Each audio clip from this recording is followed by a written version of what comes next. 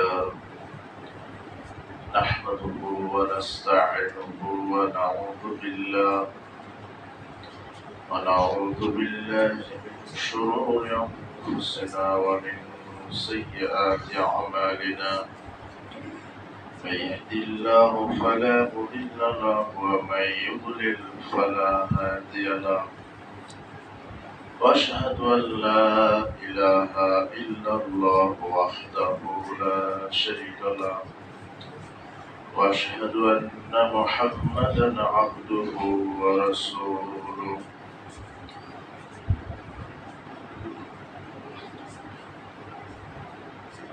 يا أيها الذين آمنوا اتقوا الله حق تقاته ولا تموتن إلا وأنتم مسلمون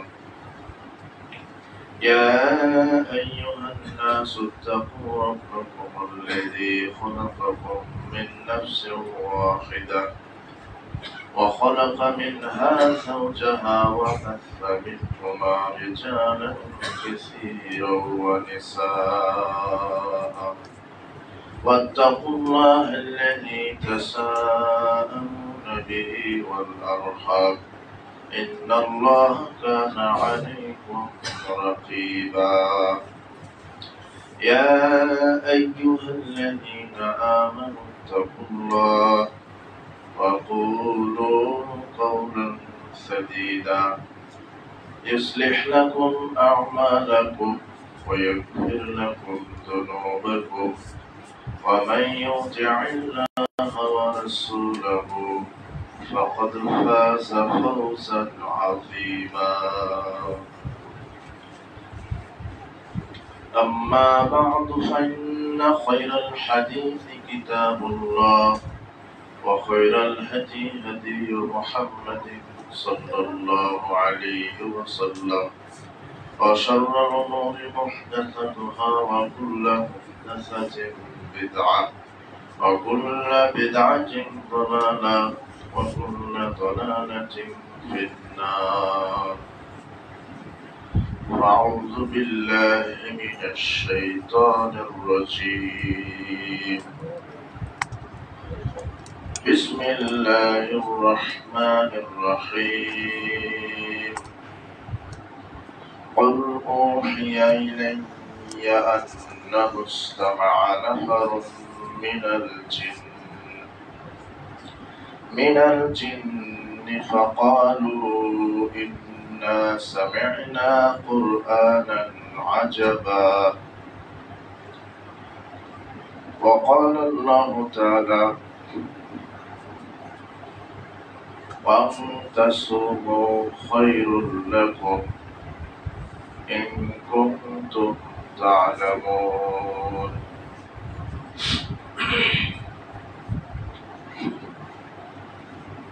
عن أبي هريرة قال رسول الله صلى الله عليه وسلم أفضل الصيام بعد رمضان شهر الله المحرم أفضل الصلاة بعد الفريضة صلاة الليل رواه مسلم عن ابن عباس قال حين صام رسول الله صلى الله عليه وسلم صيام عاشوراء وأمر بصيامه قالوا يا رسول الله إنه يوم يعظمه اليهود والنصارى قال رسول الله صلى الله عليه وسلم لئن بقيت إلى قابل لصمت التاسعة رواه مسلم প্রশংসা আল্লাহ সুবহানাহু ওয়া তাআলার জন্য যে আল্লাহ সুবহানাহু ওয়া তাআলা আমাদেরকে সুস্থ রেখে তার এই পবিত্র দিনে পবিত্র ঘর মসজিদে আসার বসার তৌফিক দিয়েছেন। সামর্থ্য অনুযায়ী 2 রাকাত করে নফল সালাতের পরে সুস্থভাবে বসে আমাদেরকে কোরআন এবং সহিহ সুন্নাহ থেকে খুতবা প্রদান করার এবং খুতবা শ্রবণ করার যে আল্লাহ সুবহানাহু ওয়া তাআলা তৌফিক দিয়েছেন, সে আল্লাহ সুবহানাহু ওয়া তাআলার শুকরিয়া। আমরা সবাই তার শুকরিয়া আদায় করি, তার প্রশংসা করি, আমরা সবাই বলি আলহামদুলিল্লাহ। দরুদ ও সালাম আমাদের নবী, শেষ নবী মুহাম্মদ সাল্লাল্লাহু আলাইহি ওয়াসাল্লাম। আমরা আজকে জুমার খুতবায় যে বিষয়টি আলোচনা করব তা হচ্ছে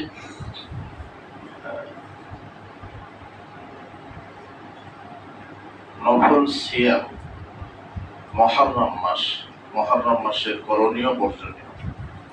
আমরা মুহররম মাসের শুরুতে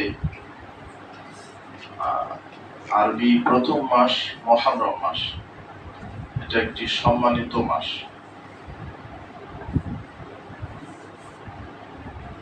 আল্লাহ সুবহানাহু ওয়া তাআলার গণনা ক্রমে 12টি মাস, এর মধ্যে 4টি মাস সম্মানিত, যুলকাদা, যুলহিজ্জা, মুহররম আর রজব। তার মধ্যে একটি সম্মানিত মাস আমরা অতিক্রম করতে চলেছি। আল্লাহ সুবহানাহু ওয়া তাআলা যেন এই মাসে আমাদেরকে সুস্থ রেখে আল্লাহ সুবহানাহু ওয়া তাআলার সন্তুষ্টির জন্য বিশেষ করে যে একটি বা দুটি সিয়াম আছে, এই সিয়ামটি আমাদেরকে যেন পালন করার তৌফিক দান করেন। আর আজ থেকে অনেক বছর আগে, বহু বছর আগে এই মুহররম মাসের 10 তারিখেই আল্লাহ সুবহানাহু ওয়া তাআলা ফেরাউনকে ডুবিয়ে মেরেছিলেন, আর ফেরাউন এবং তার কওমকে ডুবিয়ে মেরেছিলেন। আর মুসা আলাইহিস সালাম এবং তার জাতিকে আল্লাহ মুক্তি দিয়েছিলেন। মুসা আলাইহিস সালামকে আল্লাহ সুবহানাহু ওয়া তাআলা নবুয়ত দেওয়ার পরে ফেরাউনের কাছে পাঠান। ইযহাব ইলা ফিরআউন ফাইন্নাহু তাগা। আল্লাহ বলছিলেন ফেরাউনের কাছে যাও, সে সীমা লঙ্ঘন করেছে, গিয়ে বলো আমি আল্লাহর পক্ষ থেকে প্রেরিত রাসূল, আমি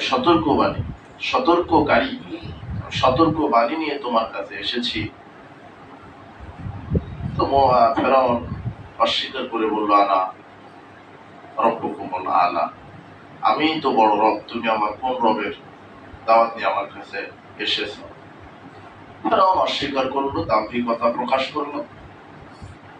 তো ফেরাউন জাতির উপর আল্লাহ সুবহানাহু ওয়া তাআলা দীর্ঘ 20 বছর যাবৎ বিভিন্ন টর্নেডো, বন্যা, প্লাবন, উকুন, ব্যাঙ, রক্ত, প্লেগ, মহামারী, বিভিন্ন রোগ দিয়ে তাদেরকে পরীক্ষা করেন যাতে করে তারা ফিরে আসে। তদুপরিও যখন তারা ফিরে আসেনি, বরং ফেরাউন বিভিন্ন অত্যাচার করেছে, তার জাতির উপরে নির্যাতন করেছে, নারীদেরকে বাঁচিয়ে রাখতো এবং পুরুষ এবং সদ্য ভূমিষ্ঠ সন্তান, ছেলে সন্তানকে হত্যা করত। এত নির্যাতনকারী, আল্লাহদ্রোহী, সীমালঙ্ঘনকারী ছিল। এবং ফেরাউনকে বলা হয়েছে আওতাদ, অর্থাৎ লৌহ কিলকধারী। ফেরাউনের বিরুদ্ধে কেউ কথা বললেই ফেরাউন তার জাতির উপরে যেই শাস্তি দিত তা হচ্ছে উত্তপ্ত বালির উপরে ফেলে চিৎ করে শুয়ে 4 হাত পা বেঁধে বুকের উপরে পাথর চাপা দিত, আর 4 হাত পায়ে পেরেক মেরে তাকে মাটির সাথে, বালির সাথে শুয়ে রাখত। এই জন্য কোরআন মাজিদে আল্লাহ বলেছেন তাকে কিলকধারী, শয়তান, আল্লাহদ্রোহী। তো এরকম অত্যাচার, এর মধ্যে দিয়ে মুসা আলাইহিস সালামকে এবং তার ভাই হারুন আলাইহিস সালামকে তার নিকটে পাঠানো হয় ফেরাউন এবং তার জাতিকে হেদায়েত দেওয়ার জন্য। এবং তারা বিশেষ করে মূর্তি পূজা এবং শিরকের পাপ তারা করত। শেষ পর্যন্ত যখন ফেরাউন মুসা আলাইহিস সালামের দাওয়াত কবুল করলেনই না, বরং মুসা আলাইহিস সালাম এবং তার জাতিকে হত্যা করার প্রচেষ্টা চালালেন, তখন আল্লাহ সুবহানাহু ওয়া তাআলা ফেরাউনকে বললেন যে তুমি এখন বের হয়ে চলে যাও তোমার অনুসারীদেরকে নিয়ে। এই অনুসারীদেরকে নিয়ে যখন বের হলেন, সামনেই পড়লো এক নদী, বিশাল নদী, সাগর। তখন কিভাবে বেরিয়ে যাবে? পিছনে বামে সব জায়গাতে ফেরাউন সৈন্য ঘিরে নিয়েছে। তখন আল্লাহ সুবহানাহু ওয়া তাআলা বললেন আওহাইনা ইলা মূসা, আমি মূসাকে ওহী করে বললাম যে তোমার লাঠি দিয়ে আমি যরিব বিআসাকাল বাহর ফানফালাকা ফাকানা কুল্লু ফিরকিন কাত্তাউদিল আযীম, তুমি তোমার ওই লাঠি দিয়ে সমুদ্রে আঘাত করো, সঙ্গে সঙ্গে বিশাল বিশাল রাস্তা আল্লাহ সুবহানাহু ওয়া তাআলা সমুদ্রের মাঝখান দিয়ে তৈরি করে দিলেন, আলহামদুলিল্লাহ। তখন মূসা আলাইহিস সালাম তার দলবল নিয়ে বের হয়ে চলে। মূসা আলাইহিস সালাম যখন সমুদ্রের কিনারায় উঠে গেছে তার দলবল নিয়ে, ওই সময় ফেরাউন এবং তার দলবল হচ্ছে নদীর মাঝখানে। আল্লাহ সুবহানাহু ওয়া তাআলা পানিকে বললেন যে তুমি আবার যেরকম পূর্বে ছিল ওরকম হয়ে যাও। সেই বিশাল বিশাল পাহাড় সদৃশ উঁচু উঁচু পানির ঢেউগুলি ফেরাউন এবং তার দলবলকে নিমিষেই চোবানি দিতে লাগলো। কোরআন মাজিদে এগুলি বলছেন আল্লাহ সুবহানাহু ওয়া তাআলা। অবশেষে আল্লাহ বলছেন আমি যখন তাকে ডুবালাম তখন সে বলল যে আমানতু আন্নাহু লা ইলাহা ইল্লাল্লাযী আমানাত বিহি বানু ইসরাঈল। আমি বানু ইসরাঈলের প্রতি ঈমান আনলাম যেভাবে বানু ইসরাঈল ঈমান এনেছিল। ওয়ানা মিনাল মুসলিমিন, আমি মুসলিমদের অন্তর্ভুক্ত হয়ে গেলাম। আল্লাহ বলছেন যে আর এখন ওয়াকাদ আসাইতা ক্বাবলু ওয়া কুনতা মিনাল মুফসিদিন, এখন তুমি ঈমানের দাবি করো, তুমি তো ছিলে সন্ত্রাসী। দেখেন আল্লাহ কোরআন মাজিদের বাচন ভঙ্গিটা, এর রচনা শৈলী, এর শব্দ বিন্যাসটা কত সুন্দর। ফেরাউন বলছে আনা মিনাল মুসলিমিন, আমি মুসলমান হয়ে গেছি আল্লাহ, এরপর আমাকে আবার পানিতে চুবানি দিচ্ছেন কেন? তখন আল্লাহ বলছে কিসের তোমার এখন ঈমান? ওয়া কুনতা মিনাল মুফসিদিন, ও বলছে আনা মিনাল মুসলিমিন, আল্লাহ তার সাথে একই ধারায় বলছে মিনাল মুফসিদিন, তুমি সন্ত্রাসী, তুমি অবাধ্য। আর আজকে তোমাকে শুধু মারবই না, আমি তোমাকে কি করে রাখবো? সুটকি বানিয়ে রাখবো। লিতাকুনা লিমান খালফাকা আয়াত, যাতে করে পৃথিবীতে তোমার মতো স্বৈরাচার, আল্লাহদ্রোহী যারা শাসক আসবে তারা যেন তোমাকে দেখে শিক্ষা নিতে পারে। তবে ইতিহাস থেকে সর্ব শিক্ষা হলো যে জালেমেরা ইতিহাস থেকে শিক্ষা কম গ্রহণ করে। যেমন এখনো বিশ্বের বড় বড় মডল যারা জালেম শাসক, তারা এগুলি থেকে শিক্ষা নেয় না। তারা দুনিয়াবি নাজ নেয়ামত, আসন, পদবি, অর্থ, তাদের শক্তি, আত্ম অহমিকায় তারা ফেটে পড়ে। তারা মনে করে যে আমরাই বড় শক্তিমান। যেমন আজ সামদ বলেছিল মান আশাদ্দু মিন্না কুওয়া, আমাদের চাইতে শক্তিশালী আর জমিনে কে হতে পারে, কে আছে? আল্লাযীনা যাবু সখরা বিল ওয়াদ, যারা ওই এত শক্তিশালী ছিল যে বিশাল বিশাল পাথর, পাহাড়গুলি কেটে পাথর দিয়ে বড় বড় অট্টালিকা নির্মাণ করত, যেগুলি এখন অনেক শক্তিশালী প্রযুক্তিও সেটা পারা খুব কঠিন। এত বিশাল বিশাল অট্টালিকা তারা কিভাবে নির্মাণ করতে, এত শক্তিশালী তারা ছিলেন। তো তাদের শক্তির স্ফীতই তারা এরকম বলেছিল যে আমাদের চাইতে শক্তিশালী কেউ নেই। কিন্তু আল্লাহ সুবহানাহু ওয়া তাআলা কোরআন মাজিদে বলেছেন তাদেরকে এমন ঘূর্ণিঝড়ে আমি সামুদ জাতিকে বিকট শব্দ দিয়ে আল্লাহ ধ্বংস করেছেন। একটা শব্দ, এমন একটা বিকট শব্দ। আর আদ জাতিকে ধ্বংস করেছেন ঘূর্ণিঝড় দিয়ে, ভূমিকম্প দিয়ে, ঘূর্ণিঝড় দিয়ে এদেরকে ধ্বংস করেছে। আল্লাহ বলছেন যে মুহাম্মদ সাল্লাল্লাহু আলাইহি ওয়াসাল্লাম, আপনি যদি ওই সময় থাকতেন তখন দেখতেন যে তারা খেজুর বৃক্ষের মতো কাণ্ডের মতো মাটিতে জীর্ণ হয়ে পড়ে আছে। এত শক্তি দেখিয়েছিল যে আল্লাহ তাদেরকে ধ্বংস করে দিলেন। এই জন্য ক্ষমতা থাকলে ক্ষমতার অপব্যবহার করা যাবে না। আল্লাহ শক্তি দিলে, ক্ষমতা দিলে, পাওয়ার দিলে সেটা অন্যায় ভাবে প্রয়োগ করা যাবে না। আমাকে অহংকারী হওয়া যাবে না, আমাকে দুনিয়াতে উদাত্ততা প্রকাশ করা যাবে না, আত্ম অহমিকা আমাকে প্রকাশ করা যাবে না, তাহলে আল্লাহ ধরবে। তো ঠিক ফেরাউন তার ক্ষমতাকে এইভাবে প্রয়োগ করেছিল, অন্যায় ভাবে প্রয়োগ করেছিল। অবশেষে ফেরাউনকে আল্লাহ, ফেরাউন এবং তার জাতিকে, তার অনুসারীদেরকে ডুবে মেরেছেন। আর মূসা আলাইহিস সালাম এবং তার অনুসারীকে আল্লাহ নাজাত দিয়েছেন। এটা আজ থেকে হাজার হাজার হাজার বছর পূর্বেকার ঘটনা। তো সেই ঘটনাকে কেন্দ্র করে আজকে যে আমরা এই 10 মুহররম আমরা সিয়াম রাখি। 10 মুহররম সিয়াম রাখি কেন? এই মুহররমেরই 10 তারিখেই ফেরাউনকে ডুবিয়েছিলেন আর মূসাকে আল্লাহ কি করে দিয়েছিলেন? মূসা এবং তার সাথীকে বাঁচিয়ে দিয়েছিলেন।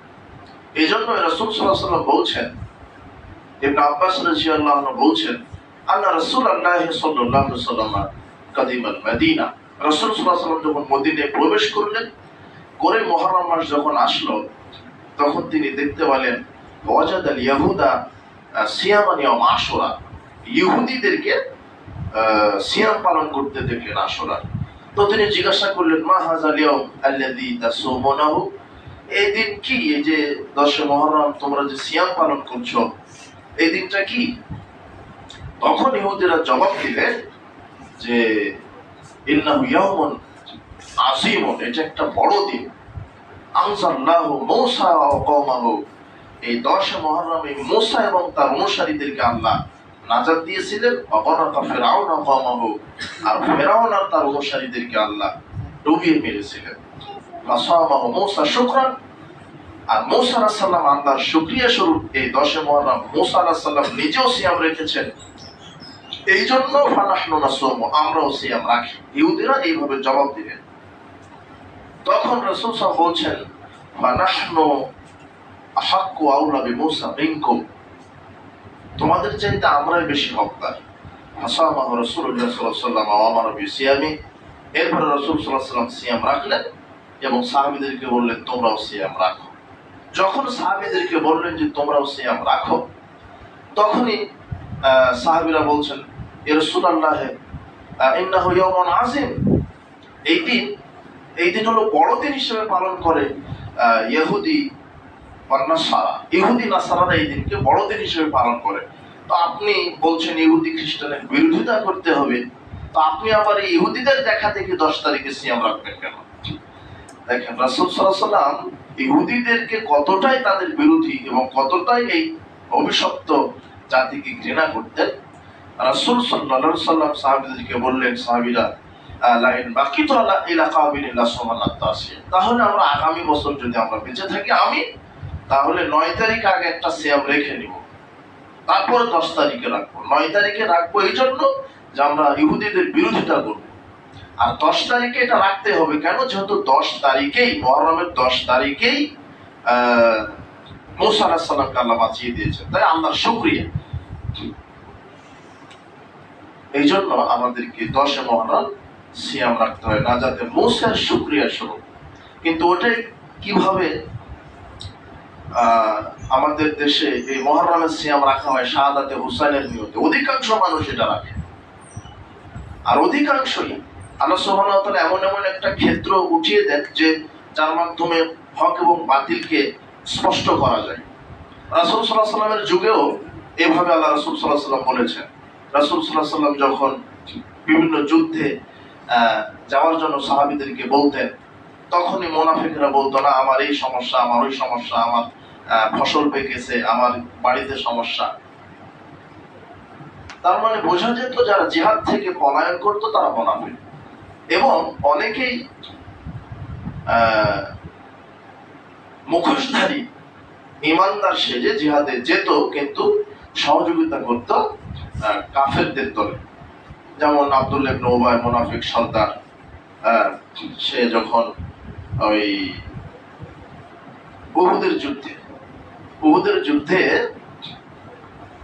1000 সৈন্য রাসূল সাল্লাল্লাহু আলাইহি ওয়াসাল্লাম নিয়ে যাচ্ছেন, আর মুসলিম কাফের সৈন্য হলো 3000, মুসলমানেরা 1000, কাফেরেরা মুশরিকেরা 3000।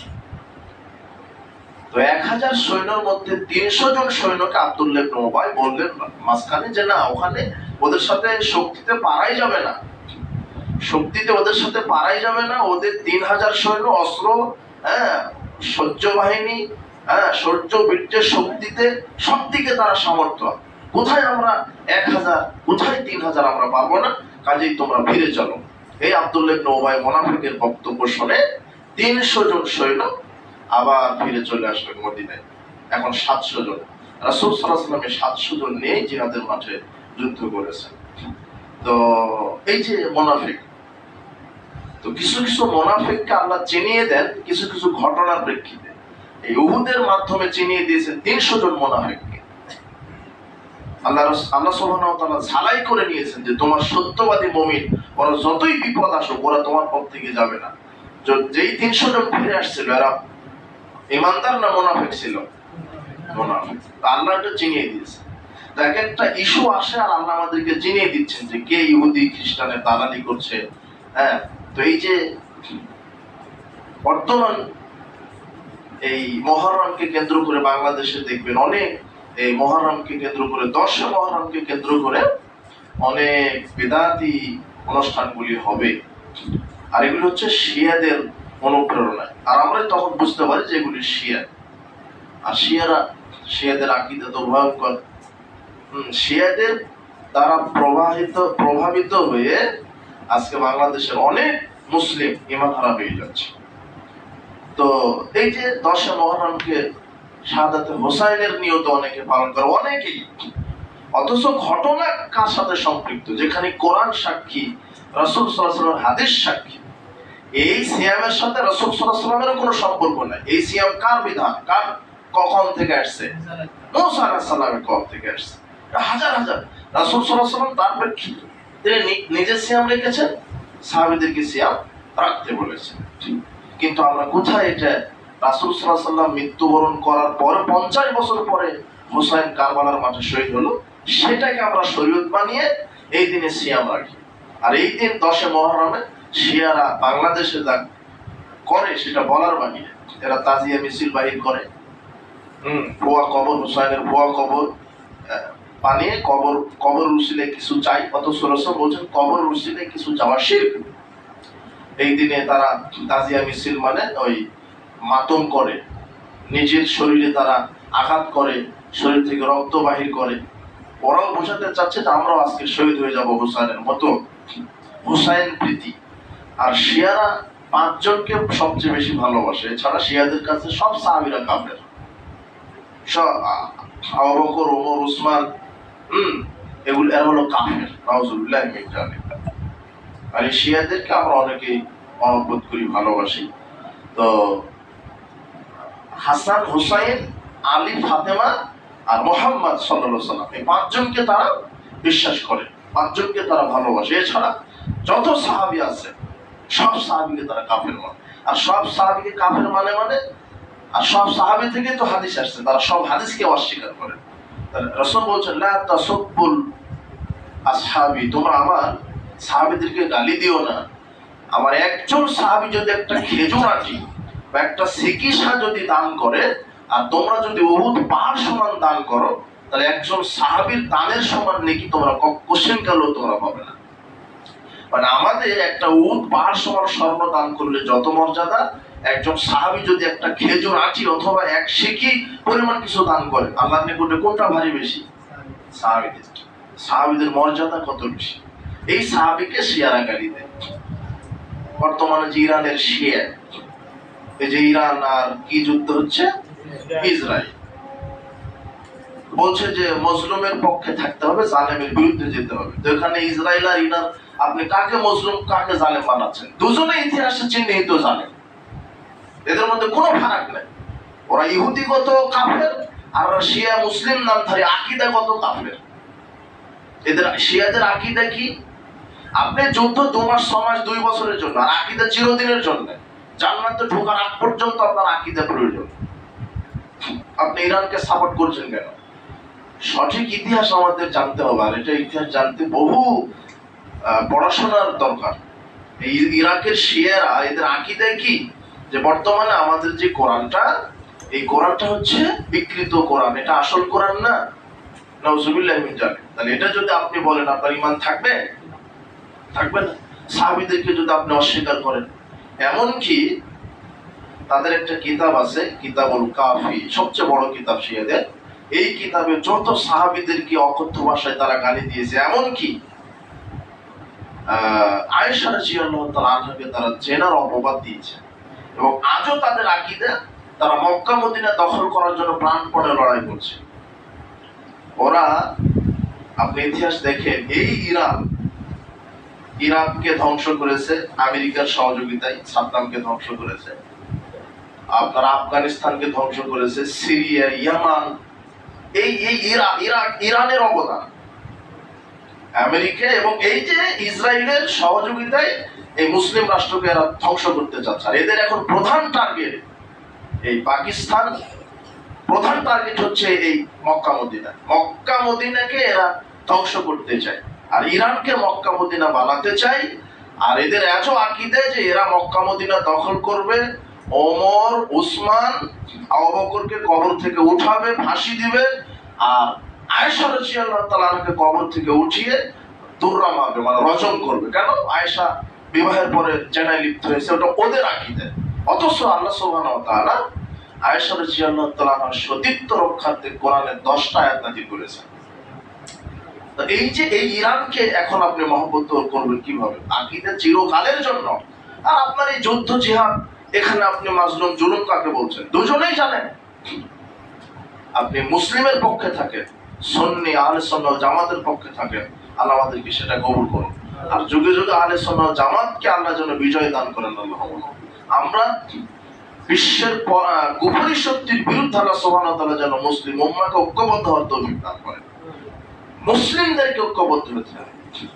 এই যে এরা এই শিয়াদের, এটা একটা জঘন্য আকীদা। এই শিয়াদের মধ্যে আবার অনেক ভাগ আছে, নুসাইরি, হুসাইনি, তারপর ইসমাইলি, আফেজি। বাংলাদেশে আছে ইসমাইলি, কিছু আছে বাংলাদেশে আছে, ঢাকার মধ্যে কিছু পাবেন, বিভিন্ন জায়গায় পাবেন। বাংলাদেশে শিয়া মসজিদ আছে, মাদ্রাসা আছে, তারা এইভাবে তাদের দর্শনটা পরিচালনা করছে। এখন এই শিয়া প্রীতি, নুসাইরি একটা শিয়াদের একটা শাখা আছে, এরাও কাফের। এরা ইসলামকে বিকৃত ইসলাম মনে করে। যেমন সিরিয়ার বাশার আল আসাদ এই নুসাইরি ফিরকা ছিলেন। আর ইরানের প্রায় অধিকাংশ শিয়া হচ্ছে রাফেজি। আর শিয়াদের সবচেয়ে বড় ভ্রান্ত ফিরকা হচ্ছে রাফেজি ফিরকা। এরাই সাহাবীদেরকে গালি দেয়, আয়েশা রাদিয়াল্লাহু আনহাকে জানাকারিনী মহিলা মনে করে। তো এই এদেরই একটা ভ্রান্ত আকীদা, এরা সব সাহাবীকে কাফের বলে তো বলে। আর এই যে মুহররম মাস যখন আসে, তখন এরা এই 10 মুহররমে সাদাতে হুসাইনের নিয়তে এরা ঢুকিয়ে দিয়েছে আকীদা। আর বাংলাদেশের সব মুসলিম নারী পুরুষ এই নিয়তেই সিয়াম রাখে। আপনি তদন্ত করেন, কিন্তু আসল ঘটনা এরা জানেই না বা জানার চেষ্টাও করে না। তাহলে আমরা ঘটনাক্রমে পরম্পরায় 10 মুহররমের তারিখে হুসাইন কারবালার মাঠে কি হয়েছিল? শহীদ হয়েছিল। কিন্তু এই সিয়ামের সাথে তার কোনো সম্পর্ক নেই। এই সিয়াম তো মুসা আলাইহিস সালামের। মুসা আলাইহিস সালাম, তারপর ঈসা আসছে, তারপরে মুহাম্মদ সাল্লাল্লাহু আলাইহি ওয়াসাল্লাম আসছে। মুসার পর আরো নবী আসতে পারে, ঈসা আলাইহিস সালাম, এরপর ঈসার পরে কে? মুহাম্মদ সাল্লাল্লাহু আলাইহি ওয়াসাল্লাম। শত শত হাজার বছর আগেকার একটা সিয়াম। আমি এই যে হুসাইনের শাহাদাত হুসাইনের নিয়তে আমরা যে অবশ্যই আমরা কারবালার মাঠে হুসাইন শাহাদাত বরণ করেছে, মুমিন হিসেবে আমাদের অন্তর ব্যথিত হয়, আমরা এর জন্য আমাদের অন্তর বিগলিত হয়। কিন্তু তাই বলে তার নিয়তে সিয়াম, এটা শরীয়ত নয়। কেননা শরীয়ত পরিপূর্ণ হয়েছে মুহাম্মদ সাল্লাল্লাহু আলাইহি ওয়াসাল্লামের মাধ্যমে। তারপরে 50 বছর পরে আবার নতুন করে শরীয়ত আসবে না। এখন আমরা এই জন্য সিয়াম রাখবো, এই মুহররমের সিয়ামটা। কেন? কোন নিয়তে? যে 10 মুহররম মুসা আলাইহিস সালামকে আল্লাহ বাঁচিয়ে দিয়েছিলেন, আর ফেরাউন এবং তার সঙ্গী সাথীকে কি করে দিয়েছিলেন? ডুবিয়ে দিয়ে মেরেছিলেন তাদের অত্যাচারের কারণে। এটা হলো আমাদের নিয়ত। এরপরে আবু হুরায়রা রাদিয়াল্লাহু আনহু বলছেন, রাসূল সাল্লাল্লাহু আলাইহি ওয়াসাল্লাম বললেন যে আফদালুস সিয়াম বাদাল ফারিদা শাহরুল্লাহিল মুহাররম। রমাদানের ফরজ সিয়াম পালন করার পরে আল্লাহর কাছে সর্ব উত্তম সিয়াম হচ্ছে এই মুহররমের সিয়াম। মুহররমের সিয়ামের মতো উত্তম সিয়াম রমাদান ব্যতীত আর কোনোটা নেই। একমাত্র আল্লাহর কাছে। আর ফরজ সিয়ামের পরে আল্লাহর কাছে কোন সিয়ামের দাম সবচেয়ে বেশি? এই মুহররমের সিয়াম। তো আমরা 10 তারিখে রাখবো, 9 তারিখে রাখবো কেন? ওটা হলো ইহুদিদের কি করবো আমরা? বিরোধিতা। ইহুদিদের বিরোধিতা করতে হবে। রাসূল সাল্লাল্লাহু আলাইহি ওয়াসাল্লাম ইহুদিদের বিরোধিতা করেছেন।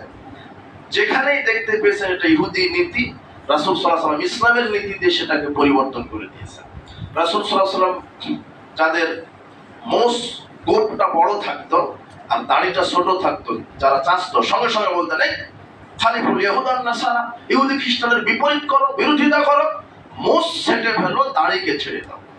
যখনই কিছু দেখতে পেতেন যখনই রাসূল সাল্লাল্লাহু আলাইহি ওয়াসাল্লাম কারো দাড়ি সাদা দেখতে পেতেন বলতেন এটা ইহুদিদের দাড়িকে সাদা রাখে ইহুদিরা, দাড়িকে রং দিয়ে পরিবর্তন করে দাও, তবে খেজাব কালো রং ব্যতীত রং দিয়ে পরিবর্তন করে, কালো রং করা যাবে।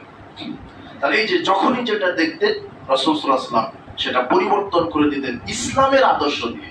কিন্তু আমাদের সমাজ, দেশ, রাষ্ট্র ইহুদি খ্রিস্টানের আদর্শে ভরা। আমাদের পোশাক আশাক ইহুদি খ্রিস্টানের আদর্শ।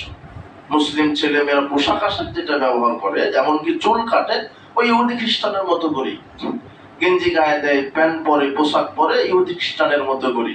অথচ ইসলামের একটা লেবাস আছে, লেবাসুত তাকওয়া, ভীতি সম্পূর্ণ পোশাক আছে ইসলাম। শরীয়ত যেটাকে অনুমোদন দেয় সেই পোশাক আমাদের পড়তে হবে। আজকে সমাজে রন্ধ্রে রন্ধ্রে ইহুদি খ্রিস্টানের আদর্শ আমরা ফলো করি সব জায়গায়, আমাদের ব্যক্তিগত জীবনে, সাংস্কৃতিক জীবনে, অর্থনীতি, সব জায়গায়, স্কুল কলেজ মাঠে ময়দানে, সব জায়গায়, রাজনীতিতে, অর্থনীতিতে। অথচ রাসূল সাল্লাল্লাহু আলাইহি ওয়াসাল্লাম বলছেন মান তাশাব্বাহা বিকওমিন ফাহুয়া মিনহুম, যে কোনো জাতির অনুসরণ করবে সে সেই জাতিরই অন্তর্ভুক্ত হয়ে যাবে। এমনকি রাসূল সাল্লাল্লাহু আলাইহি ওয়াসাল্লাম খাস করে বলেছেন যে লাইসা মিন্না মান তাশাব্বাহা বিগায়রিনা, ওই ব্যক্তি আমাদের অন্তর্ভুক্ত নয়, ওই ব্যক্তি আমার উম্মত নয় যে ব্যক্তি মুসলিমদের আদর্শ মানে না। এই হাদিসগুলি আপনি কিভাবে, এবং খাস করে বলছেন আরেকটা কথা, লা তাশাব্বু বিল ইহুদি ওয়ালা বিন নাসারা, খাস করে বলেছেন। হাদিসটা তিরমিজি 2695 আসছে যে তোমরা ইহুদি খ্রিস্টানের অনুসরণ করো না, ইহুদি খ্রিস্টানের আদর্শের অনুসরণ করো না। তাদের সব জায়গাতে ইহুদি খ্রিস্টানের আদর্শের অনুসরণ আমরা করে থাকি। এই জন্য রাসূল সাল্লাল্লাহু আলাইহি ওয়াসাল্লাম এই বিষয়ে তৎপর ছিলেন যে ইহুদি খ্রিস্টানের বিরোধিতা করতে হবে। এই জন্য আমরা বিরোধিতা করব সব ক্ষেত্রে। তাদের অর্থনীতি আমাদের মানার কোনো সুযোগ নেই, তাদের রাজনৈতিক দর্শন মানার কোনো সুযোগ নেই। যারা মানে তারা তাদেরই অন্তর্ভুক্ত হবে ইনশাআল্লাহ। এটা আল্লাহ বলেছেন, রাসূলুল্লাহ বলেছেন, ইয়া আইয়ুহাল্লাযীনা আমানু লা তাত্তাখিযুল ইয়াহুদা ওয়ান নাসারা, এটা আল্লাহ বলেছেন। ইহুদি নাসারাদের আদর্শ মেনো না। ওয়া মান ইয়াতাওয়াল্লাহুম মিনকুম ফাইন্নাহু মিনহুম, যে তাদের অন্ধ অনুসরণ করবে, তাদের আদর্শ মানবে, আমি আল্লাহ তাদেরকেই তাদের মতো করে দেব। কত বড় কথা, এটা আল কোরআন মাজিদের আয়াত। কিন্তু আমরা সব জায়গাতে ইহুদি খ্রিস্টানদের মতবাদ, দর্শন, আদর্শ মেনে চলছি। এই জন্য আমাদের সতর্ক হতে হবে, মুসলিমদেরকে ঐক্যবদ্ধ হতে হবে, আমাদের রাসূল সাল্লাল্লাহু আলাইহি ওয়াসাল্লাম আদর্শে ফিরে আসতে হবে। আমাদের পোশাক, আমাদের জুতা, আমাদের মাথার চুল, আমাদের ভাষা, আমাদের চলাফেরা, আমরা মিথ্যা কথা বলবো না, আমরা এমন কিছু উদ্ভট পোশাক পরবো না যেটা বিজেপিদের সদৃশ হয়। আমরা রাসূল সাল্লাল্লাহু আলাইহি ওয়াসাল্লাম আদর্শে নিজেকে গড়বো, এটাই যেন আমাদের মূল একটা স্লোগান হয়। রাসূল সাল্লাল্লাহু আলাইহি ওয়াসাল্লাম আদর্শে নিজেকে গড়ি, রাসূল সাল্লাল্লাহু আলাইহি ওয়াসাল্লাম আদর্শে নিজেকে গড়ি। লাকাদ কানা লাকুম ফি রাসূলিল্লাহি উসওয়াতুন হাসানাহ, আল্লাহ এই কথা বলে দিয়েছে। এই জন্য আমরা মুহররমের সিয়াম রাখবো 9-10 অথবা 10-11। এখন এই মুহররমের সিয়াম রাখলে কি হবে? রাসূল সাল্লাল্লাহু আলাইহি ওয়াসাল্লাম বলছেন যে সিয়ামু ইয়াউমে আশুরা, কেউ যদি আশুরার সিয়াম রাখে, আহতাসিবু আলাল্লাহি আইয়ুকাফিরা সালাতাল্লাতী ক্বাবলাহু, কেউ যদি আশুরার সিয়াম রাখে, আমি মনে করি যে আল্লাহ তার পূর্বের 1 বছরের সব পাপ ক্ষমা করে দিবেন। তাহলে আমরা এই সিয়াম রাখবো এবং আমাদের আসল ঘটনা জানতে হবে, সেই ঘটনার আলোকে নিজের জীবনকে পরিচালনা করতে হবে। মুসা এবং ফেরাউনের ঘটনা থেকে জানলাম যে জালেমদেরকে আল্লাহ ধ্বংস করেন আর মাজলুমকে কে সহযোগিতা করেন? আল্লাহ। আমরা এই বিশ্বাস আজও রাখি। আজকে মুসলিম উম্মাহ নির্যাতিত হচ্ছে, আজকে মুসলিম উম্মাহ যদি তাদের ইমানের বলে বলিয়ান হয়, আল্লাহ আবারও তাদেরকে সহযোগিতা করবেন ইনশাআল্লাহ। আমরা সূরা জিনের একটা আয়াত তেলাওয়াত করেছিলাম, 1 নম্বর আয়াত। সেই আয়াতের দিকে কয়েকটা কথা বলি। আল্লাহ সুবহানাহু ওয়া তাআলা বলছেন সূরা জিনে, বিসমিল্লাহির রহমানির রহিম, কুল উহিয়া ইলাইয়া আন্নাহু ইসতামা'a নাফারুম মিনাল জিন।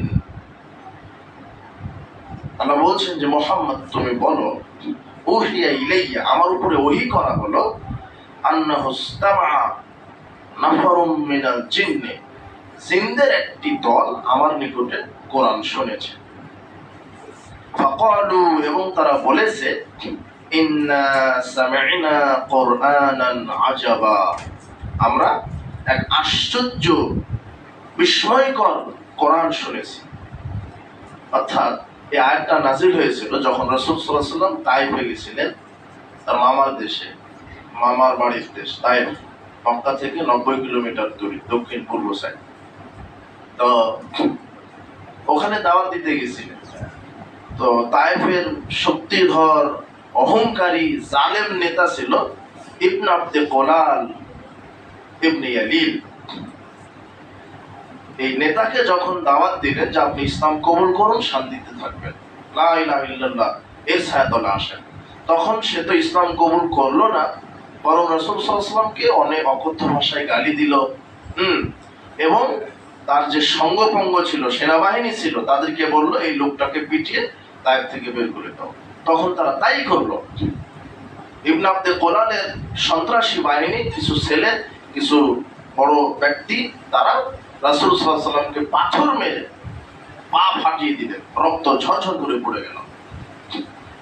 এই দৃশ্য আয়েশা রাদিয়াল্লাহু তাআলা আনহা একবার রাসূল সাল্লাল্লাহু আলাইহি ওয়াসাল্লামকে জিজ্ঞাসা করেছিলেন, জানা রাসূল আপনার কাছে কি উহুদ যুদ্ধের চাইতে বড় কোনো কষ্টের দিন ছিল নাকি? তখন তিনি এই তায়েফের ঘটনা বলেছিলেন। তার মানে উহুদ যুদ্ধে তিনি যত না বেশি কষ্ট পেয়েছেন, তার চাইতে বেশি কষ্ট পেয়েছিলেন কোথায়? এই তায়েফের মাঠে।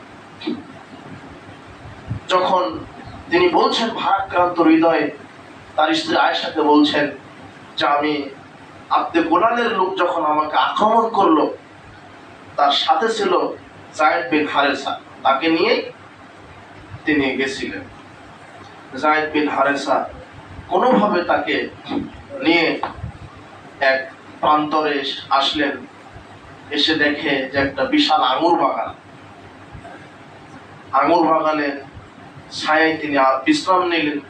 রাসূল সাল্লাল্লাহু বলছেন আয়েশা, তখন আমি মাথাটা উপর দিকে দেখলাম যে জিবরাইল আমাকে ওই মেঘের মাধ্যমে আমাকে ছায়া দিচ্ছে, আর ওই জিবরাইলের সাথে আরেকজন ফেরেশতা নিয়ে এসেছে জিবরাইল, তার নাম হচ্ছে মালাকুল জিবাল। মালাকুল জিবাল এসে আমাকে সালাম দিলেন আর আমাকে বললেন যে আল্লাহ সব দেখেছেন, তারা আপনাকে আক্রমণ করেছে, পা ফাটিয়ে আপনাকে রক্তাক্ত করে দিয়েছে, আপনাকে এগুলো সব দেখেছেন। তো আমি মালাকুল জিবাল, আপনি আমাকে এখন যদি বলেন যে এই মক্কার এই যে দুইটা বড় বড় পাহাড়, এই পাহাড়টা দিয়ে আমি ওই তায়ের পাশে গিয়ে পিষে দিই, এটা আল্লাহ বলেছেন আমাকে, শুধু আপনার অনুমতি। তখন রাসূল সাল্লাল্লাহু আলাইহি ওয়াসাল্লাম দয়ার নবী, দেখেন তিনি প্রতিশোধ নিতে পারেন, তার ক্ষমতা আছে, এরকমই নেতা দরকার। আর এখন আমার প্রতিদ্বন্দ্বী যে সে অন্যায় না করলেও মিথ্যা মামলাতে তাকে ফাঁসি দিচ্ছে আমার ক্ষমতা টিকিয়ে রাখার জন্য। কিন্তু রাসূল সাল্লাল্লাহু আলাইহি ওয়াসাল্লামের ক্ষমতা ছিল যে পাহাড় দিয়ে পিষে কাফের মুশরিককে মেরে দেওয়া। কিন্তু তারপরও রাসূল সাল্লাল্লাহু আলাইহি ওয়াসাল্লাম ফেরেশতাকে বলছেন, হে জিবরিল, এই দুটো পাহাড় দিয়ে পিষে তাদেরকে মেরে দিলে তো এতে কি লাভ হবে? তিনি তখন একটা ভাষা বললেন, বাল আরজু আইয়ুখরিজাল্লাহু মিন আসলাবিহিম, বরং আমি আশা রাখি যে আমার এই দাওয়াতের ফলশ্রুতিতে একদিন তাদেরই শুক্রকীট থেকে যে সন্তানেরা জন্মগ্রহণ করবে, মাইয়াবুদুল্লাহ, তারা একমাত্র আল্লাহরই ইবাদত করবে, লা ইশরিকু বিহি শাইআ, তারা আল্লাহর সাথে কাউকে শরীক করবে না। সুবহানাল্লাহ। এই দোয়াটা তিনি করলেন।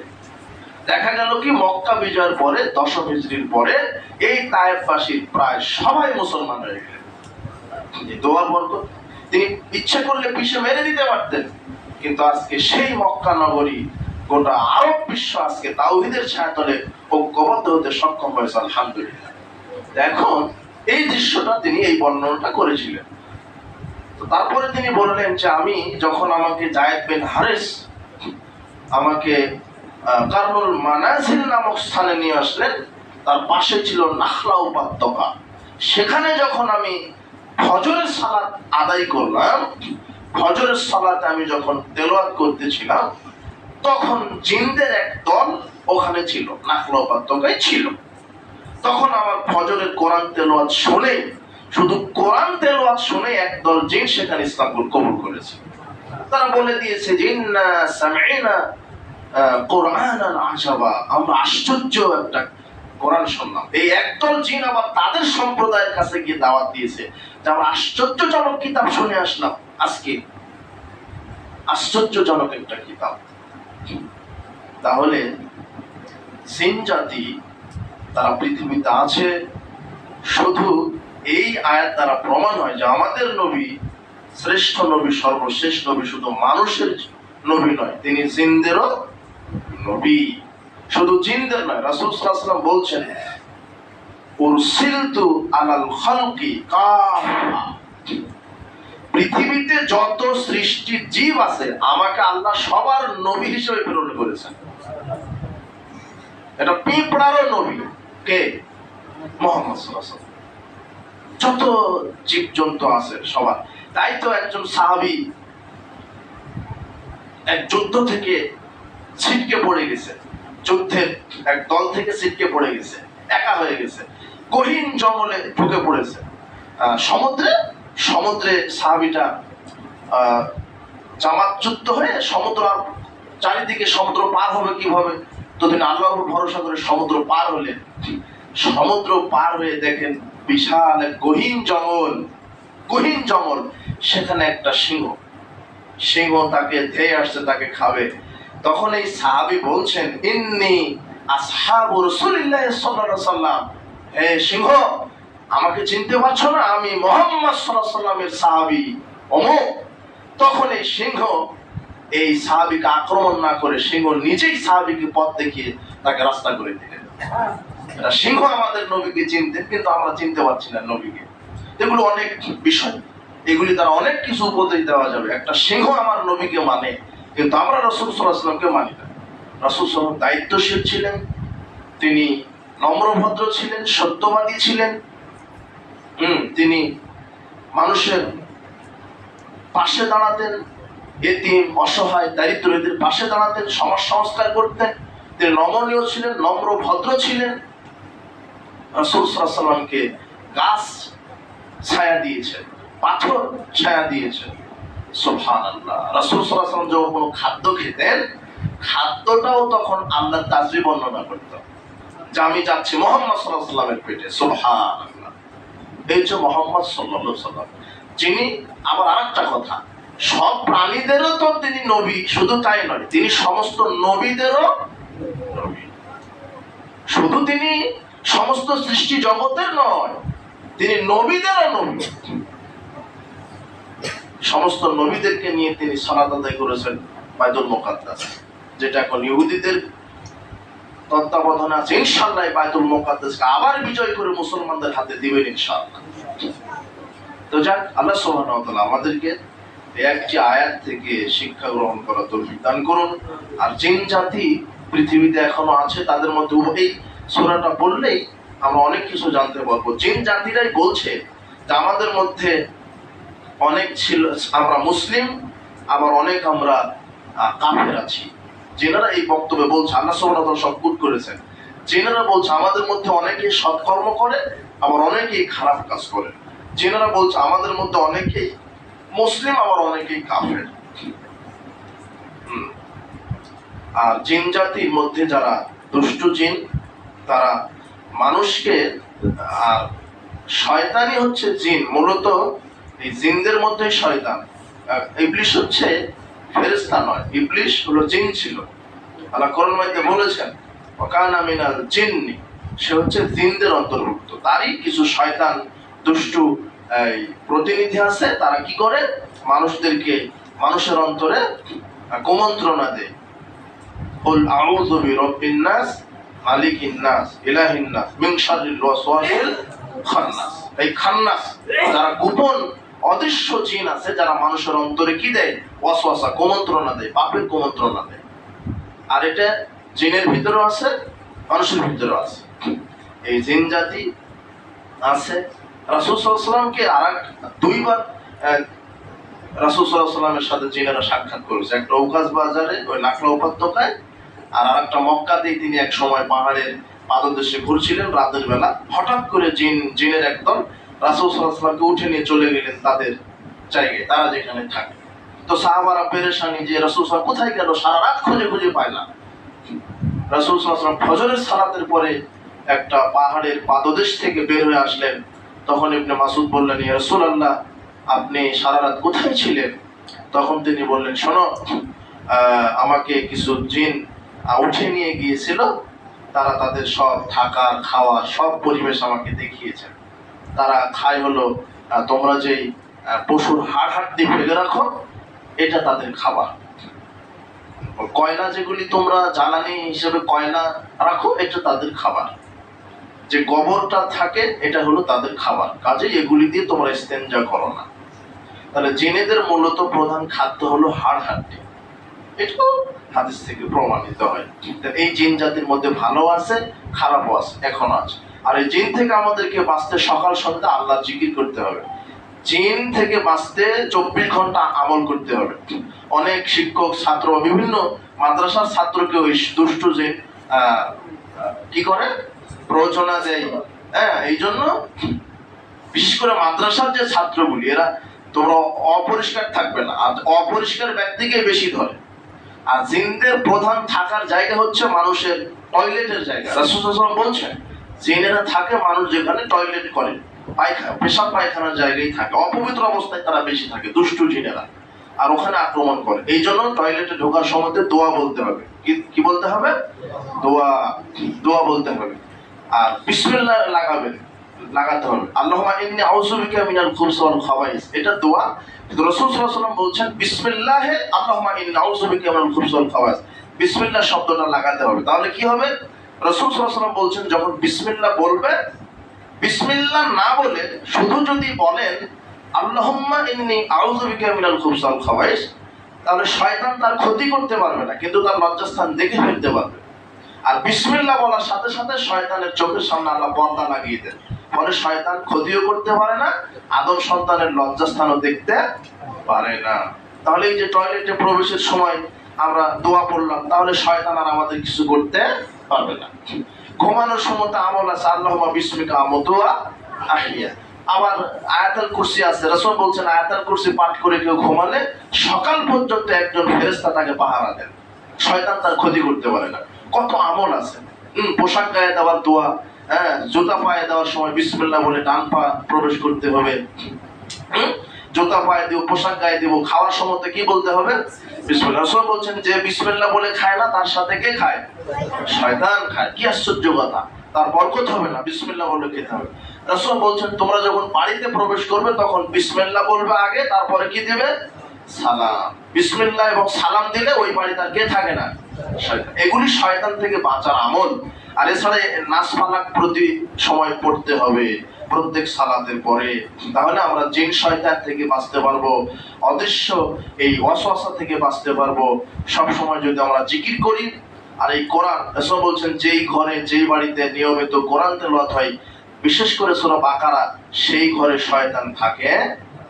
তো আমরা এই চিকিৎসাগুলি না করে বাচ্চাদেরকে কালো টিপ দিয়ে দিই, কালো সুতা পরিয়ে দিই, এগুলি হলো, বরং কালো সুতা লাল সুতা দিলে আরো শয়তান তাকে ভর করবে, এটা রাসূল সাল্লাল্লাহু আলাইহি ওয়াসাল্লাম বলছেন। কাজে আমরা আল্লাহ সুবহানাহু ওয়া তাআলা কোরআনকে বিশ্বাস করি। আমরা এই পৃথিবীতে জিন জাতি আছে, তাদের ভালো মন্দ আছে, এবং তারাও ইসলাম মেনে চলে, রাসূল সাল্লাল্লাহু আলাইহি ওয়াসাল্লামকে রাসূল মেনে চলে। আমাদের নবী সর্বশ্রেষ্ঠ নবী, ওয়ামা আরসালনাকা ইল্লা রাহমাতাল লিল আলামিন। আল্লাহ বলছেন আমি নবীকে বিশ্ববাসীর জন্য রহমত স্বরূপ প্রেরণ করেছি।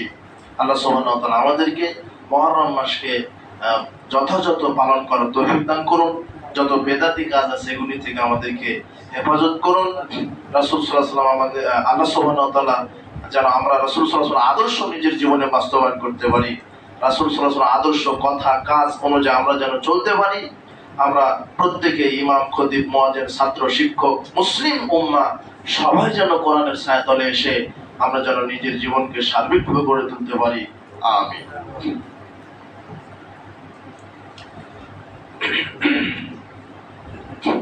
الحمد لله وحده والصلاة والسلام على من لا نبي بعده اللهم صل على محمد وعلى آل محمد كما صليت على إبراهيم وعلى آل إبراهيم إنك حميد مجيد اللهم بارك على محمد وعلى آل محمد كما باركت على إبراهيم وعلى آل إبراهيم إنك حميد مجيد ربنا ظلمنا أنفسنا وإن لم تغفر لنا وترحمنا لنكونن من الخاسرين ربنا لا تزغ قلوبنا بعد إذ هديتنا وهب لنا من لدنك رحمة إنك أنت الوهاب ربنا آتنا في الدنيا حسنة وفي الآخرة حسنة وقنا عذاب النار ربنا آمنا فاغفر لنا وأنت خير الراحمين ربنا إننا آمنا فاغفر لنا ذنوبنا وقنا عذاب النار ربنا تقبل منا إنك أنت السميع العليم وتب علينا إنك أنت التواب الرحيم سبحان ربك رب العزة عما يصفون وسلام على المرسلين والحمد لله رب العالمين وصلى الله على النبي